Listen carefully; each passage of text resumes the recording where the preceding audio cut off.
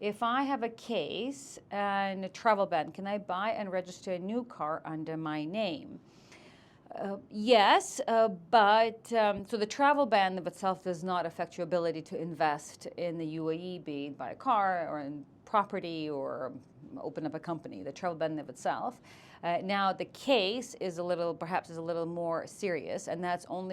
because it depends on the type of a case. So let's say if it's a criminal case, that in of itself does not prevent you from actually owning kind of assets or will jeopardize potentially those assets.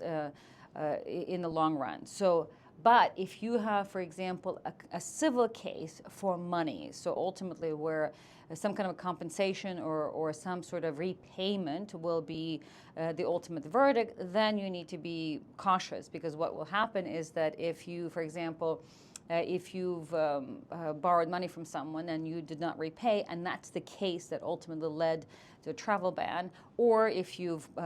taken the mortgage or a loan from the bank and equally so you did not repay, and now the bank started a civil case against you. So as part of the judgment, there will be a decision for compensation where you will have to repay the claimant, and as part of that, they will be able to file an enforcement case, and in the enforcement case, they will request for